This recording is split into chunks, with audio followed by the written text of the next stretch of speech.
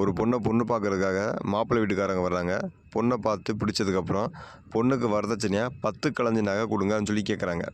பொண்ணோட அம்மா அப்பாவும் சரின்னு சொல்லிடுறாங்க. பொண்ணுக்கு பையனை ரொம்ப பிடிச்சி போச்சு. இப்படியே போயிட்டுருக்க கொஞ்ச நாளுக்கு அப்புறம் பொண்ணோட தம்பிக்கு ஒரு கவர்மெண்ட் வேலை கிடச்சிருச்சு. இப்போ மாப்பிள்ளையோட அம்மா அப்பா என்ன சொல்கிறாங்கன்னா 10 சவரன் நகை வரதட்சணையாக கொடுங்கன்னு கேட்குறாங்க. இதை கேட்ட அதிர்ச்சி அடைஞ்ச பொண்ணோட அம்மா அப்பா, நீங்கள் 10 கலஞ்சி தானே கேட்டீங்க, இப்போ என்ன 10 சவரன் கேட்குறீங்கன்னு சொல்லி கேட்கும்போது அவங்க என்ன சொல்கிறாங்கன்னா, நாங்கள் ஏற்கனவே 10 கலஞ்சி கேட்கல, 10 சவரன் தான் கேட்டோம், நீங்கள் தான் தப்பாக புரிஞ்சுக்கிட்டீங்க அப்படின்னு அவங்க சொல்கிறாங்க. இதுக்கு நடுவில் பொண்ணுக்கும் மாப்பிள்ளைக்கும் காதல் வளருது.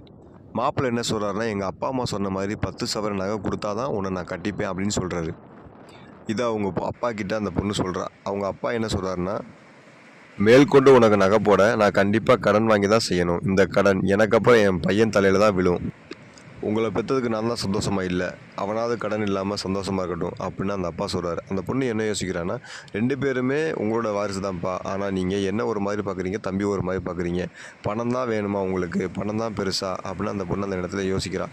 அப்போ என்ன நினைக்கிறான்னா, போகிற வீட்லேயே நமக்கு காசு இருந்தால் தான் மதிப்பாங்க போல இருக்குது, அதனால் நம்ம நல்லா படித்து நல்ல வேலைக்கு போய் கை நிறையா சம்பாரிச்சதுக்கப்புறம் தான் நம்ம கல்யாணம் பண்ணிக்கணும் அப்படின்னு ஒரு முடிவு எடுக்கிறா. காம்படிட்டிவ் எக்ஸாமுக்காக ப்ரிப்பேர் பண்ணுறா, படிக்கிறா, கஷ்டப்பட்டு படிக்கிறா, உழைக்கிறா. 2 வருஷம் கழிச்சு அவருக்கு ஒரு நல்ல வேலை கிடைக்குது.